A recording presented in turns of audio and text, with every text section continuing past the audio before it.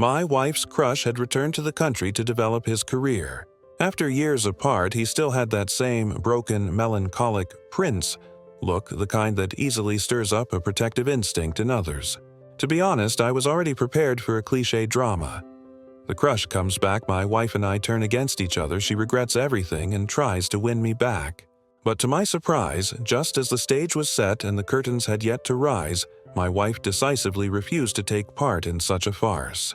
It seems things were about to get interesting. Chapter 1. Right in the middle of our candlelit anniversary dinner, Willow's phone screen suddenly lit up. Glancing at the message notification, her expression immediately darkened. I sat calmly waiting for her reaction, almost seeing in my mind how she might suddenly stand up, make some lame excuse to cut the dinner short and rush out of the house in a hurry. But unexpectedly, Willow unlocked her phone right away, handed it to me, and complained. In exasperation. "Darling, tell me, is this Makoto insane or what? Can't he go downstairs and buy a Band-Aid himself? Why does he have to message me about every tiny little thing like I'm his mom? So annoying." Stunned. I took her phone, only to burst out, laughing the moment I saw the message. "Willow, please come quickly. I cut my finger while chopping vegetables. It bled a few drops. I'm so scared only you can help me." The contact name was saved as Pathetic Sissy. This Makoto really doesn't seem normal. If I remember right, his rented place is at least an hour's drive from here, isn't it? Needing you over just because he nicked his finger, he's even more ridiculous than an overgrown baby. Seriously, he's such a weirdo. Willow pouted angrily, which only made her look cuter. Right in front of me, her fingers flew across the screen as she typed out a reply to Makoto. "Oh my, if the injury is that. Serious, I can't handle it alone.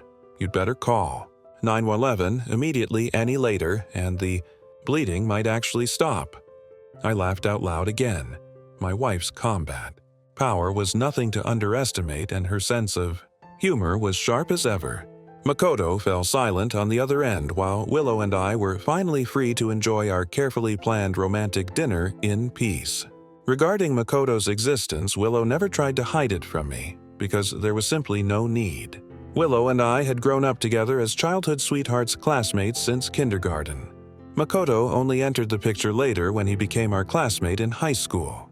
I have to admit, Makoto was the most popular boy among the girls back then. He had delicate, handsome features, a frail figure, and always carried a melancholy, sentimental look, as if a gust of wind could knock him over. That broken, fragile aura won him endless sympathy from the girls in our class. Of course, looks alone weren't enough. Makoto could also sing beautifully, his voice husky, yet magnetic with a natural sense of rhythm. Combined with his professional-level guitar skills and his carefully curated, artsy poet persona, he was devastatingly attractive to the female students. Nearly every girl in our class had a crush on him at one point or another, and Willow the class beauty was no exception. For a few months, the two of them grew close. But just when they were on the verge of becoming the textbook example of a teenage romance, Makoto's family moved overseas and his contact with Willow was cut off. I must emphasize, I didn't take advantage of the gap left by Makoto's departure to slip in and establish a relationship with Willow. The reason we eventually made it to the altar had far more to do with years of tacit understanding and long-lasting companionship. From school uniforms to wedding dresses, the bond and chemistry between Willow and me had already surpassed most married couples. It was only recently that Willow's former crush returned to the country and even settled in Sea City, the same city where we live. I feared that waves might ripple across my marriage. Unbelievable, sending me such ridiculous messages on my wedding anniversary with my husband. Does he want to poison our relationship on purpose? Seeing Willow still fuming could only comfort her. It's all right, don't overthink it. Maybe he's just someone who has no sense of boundaries and he still treats you as part of his inner circle. You've already rejected him clearly, so it's no longer your responsibility. I won't use this as an excuse to get upset with you. Relieved, Willow nodded, then clung to my hand coquettishly. Darling, I'm so glad you believe in me. Later, I'll make it up to you properly. Looking into her watery peach blossom eyes, my own gaze softened with tenderness and affection. For a moment, the atmosphere in the restaurant grew warm and intoxicatingly romantic. But just then, Willow's phone rang again. Chapter 2. The caller ID showed it was Makoto, and Willow's face instantly darkened.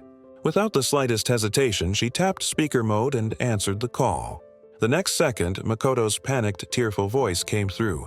"Willow, please, I'm begging you, come see me. My depression is acting up again." Willow's temper seemed to ignite in a flash. Gritting her teeth, she snapped at the phone. "Makoto, I'm not a psychiatrist, I can't help you. If you're not feeling, well, go to the hospital and register for an emergency appointment. Right now, I'm having a candlelit anniversary dinner with George, and I don't have time to deal with your problems. If it's nothing urgent, then stop calling me, all right?" There was a pause on the other end, then Makoto's sobbing voice grew even more pitiful. "Willow, you can't just abandon me. You're the only person I know in this city. When my depression hits, want to commit suicide. Shouldn't you care that I'm still a living human being? You wouldn't. Want my death hanging between you and George's. Marriage, would you? Boo-hoo-hoo. You're the kindest person I know, Willow. Please, come keep me company. If you don't come, I really won't survive." Willow's expression twisted in frustration, and she raked her hands through her hair clearly, pushed to her limits by his relentless pestering. "What makes you think that if you kill yourself, I will be the one to bear the burden in my marriage with George? Let me repeat myself. I'm not a doctor, I can't help you. If you truly can't survive, then just die. Every day, countless people lose their lives in war-torn regions across the world. Am I supposed to save every single one of them? Do you think I'm some kind of superwoman?" Makoto clearly hadn't expected my wife to be so ruthless. His voice was filled with disbelief. "Willow, you've changed? You weren't like this before. How can you be so cold-hearted?" By now, Willow was nearly beside herself with anger.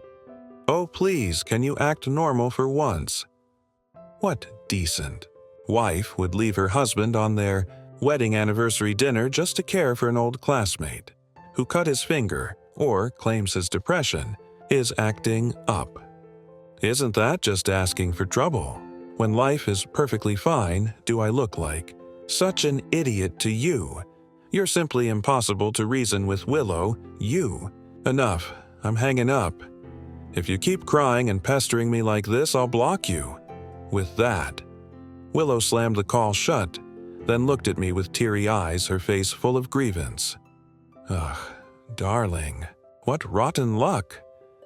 If I'd known it would be like this, I wouldn't have gone to meet Makoto when he first came back to the country.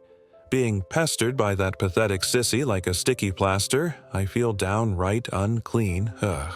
I studied Willow with interest. There wasn't the slightest trace of pretense in her reaction, so I pulled her into my arms and gently comforted her. Don't worry, don't worry. As long as you don't pull off some cliché drama like the unattainable love of youth that ruins your whole life, and we both keep honesty and communication, everything will be perfectly fine.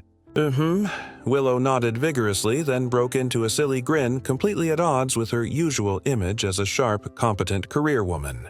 Hey, darling, hug me. Chapter 3. Makoto had stayed quiet for a few days after Willow threatened to block him. But as time passed, his restless heart could no longer hold back. It was the weekend, and Sea City enjoyed a rare clear sky and brilliant sunshine. On a whim, Willow and I decided to take a stroll in a nearby park. But we had barely taken a few steps when Willow's phone rang again. The moment I saw her helpless expression as she pulled out her phone, I knew exactly who was calling. Once again, Willow switched on the speaker and Makoto's anxious voice came through. Willow, something terrible has happened. Really terrible. My grandmother fainted today, and after being rushed to the hospital, the doctor diagnosed her with a terminal illness. She doesn't have much time left before she goes. She desperately wants to see you one last time. Could you come visit her? I knew about Makoto's grandmother. Back when he and Willow had that brief, ambiguous relationship, she had treated Willow with great kindness, almost like a real granddaughter, often inviting her home for meals and showing her genuine affection. I leaned back and calmly observed Willow, curious how she would handle this situation. Perhaps she sensed the ulterior motive behind this invitation, Or perhaps she couldn't ignore the warmth and care Makoto's grandmother had once shown her. Either way, her expression shifted again and again until she finally gritted her teeth and answered, "Fine, give me the address. I'll visit her this afternoon." "That's wonderful. Willow Grandma will be so happy to see you. Her condition might even improve just from your visit. The address is XXCXX. After a short pause, Makoto added, "Oh, and Willow." Grandma's mind isn't too clear these days. She doesn't like strangers around her. She only wants to see you. So could I ask you to come to the hospital alone? Got it. Willow hung up decisively without further chatter, then turned to me with an apologetic smile. "Darling, I'm really sorry. Looks like we can't keep strolling through the park today. After lunch, could you come with me to XX Hospital?" I was a little puzzled. Hadn't Makoto specifically asked her to come alone? Of course, I wasn't foolish enough to say that out loud. Willow, however, had no intention of hiding her thoughts and explained frankly Makoto said I should go alone. But I'm not his mother. Why should I do everything just because he says so? Even if it's a hospital, a public place, what if he set up some kind of trap and I walked in unprepared? I'd be the one to suffer. I nodded in full agreement. So, after lunch, Willow and I headed together to the hospital where Makoto's grandmother was staying. When Makoto saw Willow arrive, his eyes lit up. But the moment he noticed me by her side, his face immediately twisted with frustration. Willow went into the ward to visit Makoto's grandmother while I remained outside watching my old classmate with a half smile. Time seemed to have left little mark on his handsome features. Yet perhaps from scheming for too long, that once charming face now carried a sinister sharpness. What hadn't changed was his frail, almost collapsing posture and that broken, melancholy aura. You should know if I hadn't. Gone abroad, back then you would never have had. The chance to be with Willow, I was her crush. The one. She'll always carry in her heart. If I were you, I'd step aside. Willingly, at least that would look more dignified. I ignored him, continuing to watch his ugly performance as if I were watching a fool. "George, are you mute? I'm telling you, the one Willow truly loves will always be me. You were just a stand-in while I wasn't here. Now that the real one is back, the substitute should get lost. I think you're a decent man, so recognize reality early and walk away on your own. It'll be better for all of us." I still kept silent, the corners of my lips curling into a mocking smile. Makoto's face twisted in rage, on the spot growing more and more feral. "You bastard, what kind of attitude is that? Just wait. I'll make sure to take care of Willow. Once Willow cheats on you, you'll regret your arrogance today. Makoto, doesn't it feel awful to throw a punch into thin air? You couldn't even take the first step. You never managed to lure my wife out. All those little tricks you prepared. Provocations, photos, whatever. They all became a joke. Doesn't it feel like you're suffocating from holding it all in?" I leisurely savored the change on Makoto's face. Shock, then disbelief, then rage, until finally it twisted completely into madness. But in the next moment, as if hearing something, he glanced at the ward's doorway and gave me a strange grin. Then he suddenly raised his hand and slapped himself hard across the left cheek. Smack! His handsome left cheek instantly swelled, a trace of blood seeping from the corner of his mouth. "George, how could you doubt my relationship with Willow? There's nothing improper between us. You hit me fine, I'll take it. But don't you dare misunderstand Willow." At that very moment, the ward door was flung open. Willow stormed out, glaring at Makoto before grabbing me to leave. Wait, Willow." Seeing his ploy ignored, Makoto quickly grabbed her arm. "What?" Now Willow ground out each word through clenched teeth. Willow, George. He hit me." Makoto pointed to his swollen left cheek, looking utterly pitiful with tears brimming in his eyes. Smack Willow's hand came down hard on his right cheek. Makoto's right side immediately puffed up to match the left. If George hit you, you must have done something wrong. Don't worry, I'll make it symmetrical for you." "Oh, but why are the handprints facing different directions? I don't recall George's hands being attached backwards." With that, Willow tilted her head, proudly gave him a dazzling eye roll, and pulled me away down the hallway. "What happened, Willow? Did Makoto's grandma try something on you?" My question lit the fire in Willow instantly. Tears of grievance streamed down her cheeks as she complained bitterly, "I'm furious I never dreamed that the once kind old lady would turn into such a shameless hag. Even when she's sick and dying, she still has to disgust others." Barely after exchanging a few pleasantries, she demanded I divorce, you marry Makoto, and give him a child. Said it was her final wish. What does she take me for? There. Don't be angry, it's fine. You didn't agree. Did you agree? I'd have to be insane to agree. The only reason didn't slap her right there was because I showed restraint, using her age as a shield, forcing her. Selfish desires on toothers. Such a vile woman deserves her illness. It seemed Makoto's grandmother's offensive had failed as well. I wondered if he would keep quiet for a few days this time. But then again, once, maybe twice, not 3 or 4 times. If he stirred up more trouble next time, I wouldn't hold back anymore.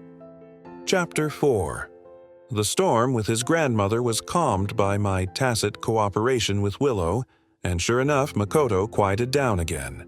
To prevent further harassment, Willow simply blocked Makoto's number. Finally, some peace and quiet. But both Willow and I knew very well Makoto's retreat was only temporary. Sooner or later, he would try to make a comeback. A few days later, Willow's phone rang again. This time, however, the caller was her best friend from high school, Maria. "Maria, it's been so long since you last called me. Did you forget about me?" Since it was her best friend, Willow was naturally delighted. After chatting for a while, she hung up and reported to me, "Darling Maria asked me out tonight for a little get-together," smiling. I nodded, showing I had no intention of interfering with her normal social life. But Willow still seriously explained, "We're meeting at 7 tonight at the Sea City Welcome Hotel for a girls' night. Besides, Maria Laura-Lisa and Luna will also be there. We'll probably finish around 10. Could you pick me up afterward? No problem when my wife gives an order. How could I dare refuse? You're so annoying." That evening, I drove Willow to the hotel. "Darling, thank you for tonight. If anything happens, I'll give you a call." "All right, don't worry, Willow. I'll just stay nearby. We'll keep in touch." With light makeup dressed stylishly and attractively, Willow happily slung her little purse over her shoulder and walked into the hotel. I, on the other hand, cast a deep gaze toward the hotel's interior and let out a sneer. Worthless tricks. Always resorting to cheap, filthy schemes. I didn't actually drive around nearby, as I had said. Instead, I waited about 5 minutes, then made a phone call before heading straight into the hotel. The distance from the entrance to the private rooms wasn't far. When I reached the door to Willow's room, I could already hear her furious voice from inside Mariah. "Treated you like a sister, and you tricked me together with Makoto Willow. It's not what you think. Makoto told me there was a misunderstanding between you two. I just didn't want the best couple, separated for so long, to miss each other again. So you lied to lure me here, didn't you? Tell me honestly, did you only invite Makoto Laura and the others were never coming? I only did this for your own good. Yes, Willow Maria has witnessed our relationship all along. She knows we're the most compatible. She's only trying to help you get out weight. My head, it's so dizzy. Did you drug me? Willow, don't blame me. I just don't want you and Makoto to miss each other again. Believe me, I would never hurt you." The next second, Willow's desperate and weak sobbing came from inside the private room. "Woo, hubby, save me." I didn't wait any longer. I shoved the door open and came face to face with Makoto and Maria, who were supporting Willow on each side, preparing to leave. In Willow's eyes flashed the wild joy of surviving a disaster, while Makoto and Maria were filled with shock and fear. George, I can explain." Maria still tried to argue, but my raised hand came down hard across her face. A resounding slap echoed far too loud, and her delicate body spun 3 full circles before stopping blood trickling from her ear, the corner of her mouth, and her nose. "Whatever excuse you've got, save it for the police later." At the mention of the police, Makoto trembled, all over, dropped Willow, and tried to run. Without hesitation, I blocked his path. Makoto's eyes gleamed with ferocity. His hands suddenly spread out like claws lashing toward my face. The claw strike carried streaks of black energy radiating a chilling, murderous intent even from afar. In that moment, he looked every bit the predator. His posture hawk-like and wolfish, his movement as swift as lightning, completely devoid of the frail, melancholic young master act he used to put on. "George, you forced me into this? Go to hell." I calmly folded my arms across my chest, staring at the man charging toward me. At the very instant before he could touch me, my leg whipped up with lightning-speed hips, twisting into a devastating side kick that slammed into his chest. Makoto's eyes widened with disbelief and terror as his body was launched backward, crashing hard into the wall behind him. When he fell to the ground, he was already half dead, barely breathing, a pitiful wreck on the verge of death. With such pathetic skills, you dare drug people. Do you think modern law is just for show? Ridiculous. No sooner had the words left my mouth than 5 policemen rushed into the room. Wait, I didn't mean. I was wrong. I won't do it again. Don't arrest me. As a pair of shining silver handcuffs snapped onto her wrists, Maria broke down, crying hysterically. The half-dead Makoto was also cuffed and dragged away.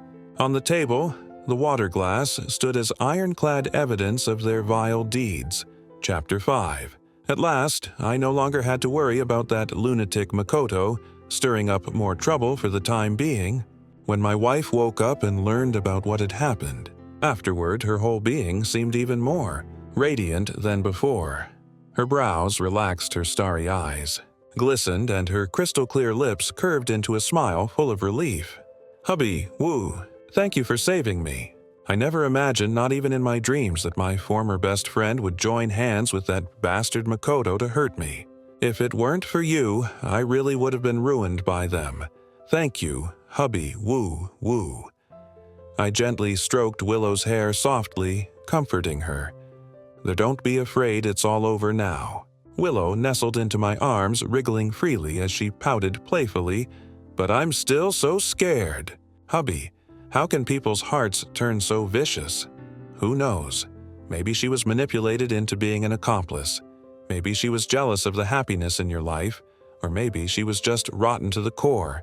But don't worry, whether it's Makoto or Maria, neither of them will ever disturb your life again." For attempted rape and illegal possession or use of narcotics, Makoto was sentenced to 3 years in prison. As his accomplice, Maria received a 1-year sentence. It's said that at that moment, Makoto looked as though his soul had been ripped away, his whole body collapsing. Even though it was only a 3-year sentence, he was so terrified he wet himself. On the spot, frantically begging the judge, "Please, I beg you, let me go. Can't be locked up for 3 years. 3 years will kill me." When he was dragged away, he went mad, crying, laughing, struggling, desperately. Nothing like the ruthless decisiveness he showed when he fought me.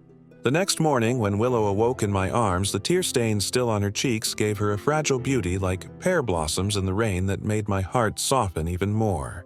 "Hubby, I had a dream. Such a sorrowful dream. What did you dream about? Can you share it with me?" Smiling, I admired the breathtaking beauty of my beloved, holding her tightly in my arms so that her body would no longer tremble from fear and grief. Willow tried hard to recall, but eventually gave up. It was long, but I forgot the details. I only remember at the end I seemed to be in a pitch-black space facing a female ghost who looked exactly like me, but with a hideous expression. She was crying blood tears, and again she told me. What did she tell you? She said the great mistake is already made. Even if it wasn't by choice, no amount of regret can change it.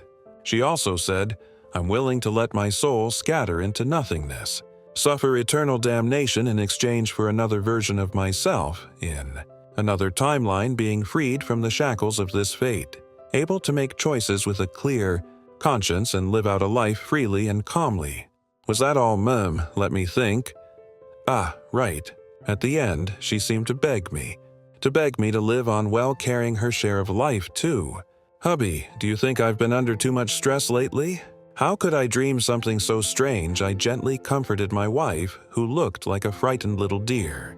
It's all right, it's probably just too much pressure. Don't worry, darling, it's all in the past now.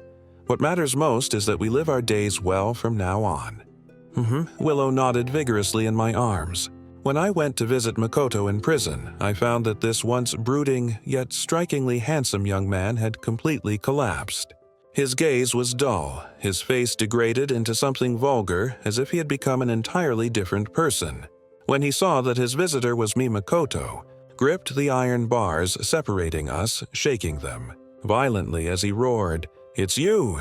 It must be you, George! Wouldn't it have been better if you, the side character, had just obediently died? I clearly already completed the task of conquering Willow, got my reward, and escaped this little world. Why did I wake up back on the day? Before the mission even started? Was it your doing? Yes and no," I replied with a cheerful smile, though my eyes brimmed with killing intent. "Have you ever considered this possibility? That, after trampling on morality, toying with hearts and humanity, making everyone despise you, maybe I'm not the only one who wants to deal with you." As soon as I finished speaking, I suddenly raised my hand. The space around us instantly froze as though coated in glacial crystal, falling into absolute stillness. Everything in heaven and earth became frozen sculptures sealed in eternal ice. The only ones who could still move were Makoto and me. But I don't think you need to worry about those details anymore. After all, for someone on the brink of death, even knowing who sabotaged your schemes doesn't matter. Time to rest in peace. Like a phantom, I walked straight through the iron bars, step by step, closing in on Makoto. He stumbled back in terror, screaming wildly, System, come out! I forfeit this mission. I don't want any of the points anymore. Just get me out of this world. Too late. That filthy little toy of yours, after doing nothing but vile deeds, is now trembling just to protect itself. How could it possibly care about a dispensable pawn like you?" With that, I drew in a deep breath. A wildly flickering sphere of light was ripped straight out of Makoto's body and instantly swallowed into my belly. The taste is lacking, but understandable.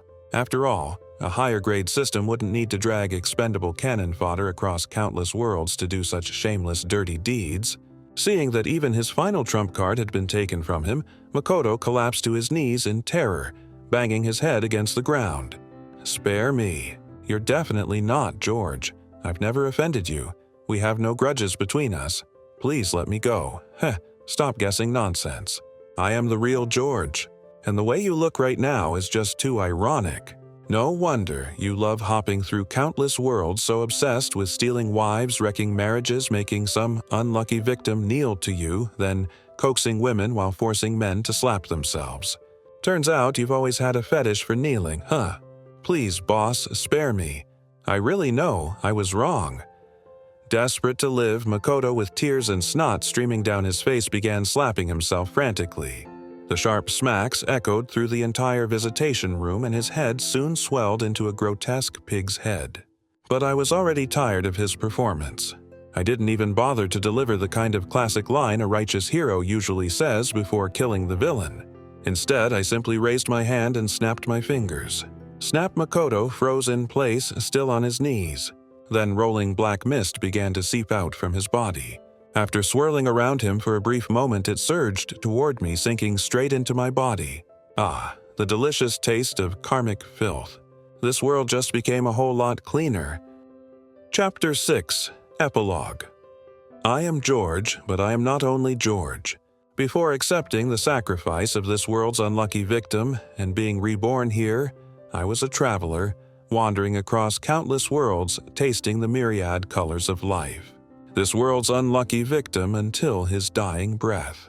Firmly believed that his beloved wife could never have committed such heartless, immoral acts, much less have cruelly killed him for the sake of some scoundrel, glittering on the outside, yet rotten within. When his broken soul knelt before me, every word soaked in blood and tears, he was willing to exchange all the merit accumulated over 10 lifetimes of reincarnation, along with the entirety of his soul's energy, in return for me uncovering the truth and freeing his little wife from manipulation I never intended to slack off. Yet it seemed that after I came here, there was no task left for me to do. For his childhood sweetheart had already, after everything was settled, sacrificed herself, offering up everything to another existence in exchange for Willow's freedom from the control of the storyline. Two different paths yet leading to the same fate. Two lovers deeply devoted, yet played cruelly by the plot. In the end, both made nearly identical choices. Even I, an old monster whose heart had long been tempered into stone, could not help but sigh with sorrow. "Hubby, did you hear that Makoto? They say he turned into a vegetable in prison." Hearing the bad news about Makoto, Willow smiled with her eyes curved like crescents. It was as if the shadows of the past had completely dispersed and she had returned to the radiant splendor of the sunny, confident CEO of the Lu Corporation. "Haven't heard. But honestly, that ending suits a scumbag like him." Willow's smile was as warm as sunlight, her starry eyes shimmering with brilliance, tugging at my heart with every beat. I am not only George, but in this life, I am only George. To accept another's trust is to fulfill it faithfully. Equivalent exchange. This has always been my principle through endless years. Since I have already taken on the commission of a departed soul, I will be the most dedicated George, carrying his hopes and attachments to this world, along with his determination to protect the one he loves. I will live earnestly and walk alongside Willow for the rest of this lifetime. Mountains may crumble, seas may turn to dust, but true love must never be betrayed.